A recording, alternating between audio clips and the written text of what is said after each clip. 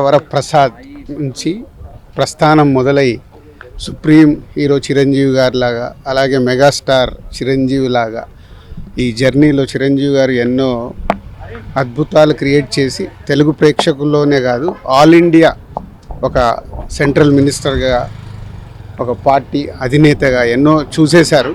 So central government నుంచి వచ్చే Padmashri award కానీ, పద్మభూషణ్ కానీ అవి ఆల్రెడీ తీసుకొని ఇప్పుడు పద్మ విభూషణ్ అవార్డు తీసుకోవడం చాలా మా తెలుగు సినిమా ఇండస్ట్రీతో పాటు తెలుగు ప్రేక్షకులందరికీ ఎంతో సంతోషకరమైన న్యూస్ ఇది. రాత్రి ఎప్పుడో 11:30కి తెలవగానే మార్నింగే మినిస్టర్ గారు ఫోన్ చేస్తే చిరంజీవి గారు అపాయింట్మెంట్ అడిగి మినిస్టర్ గారిని కూడా తీసుకురావడం జరిగింది. సో ఇప్పుడే చిరంజీవి గారితో అన్ని గతాలు వారు మొదలైన దగ్గర నుంచి వారి ప్రస్థానం కూడా ఇప్పుడు ఒక 5 నిమిషాల్లో డిస్కషన్లో చెప్పడం జరిగింది. Very happy. And film industry నుంచి తొందరలోనే చిరంజీవి గారికి ఒక ఈవెంట్ లాగా ప్లాన్ చేద్దామని ప్రయత్నం చేస్తున్నాం. అది అందరితో మాట్లాడి తొందరలో అనౌన్స్ చేస్తాం.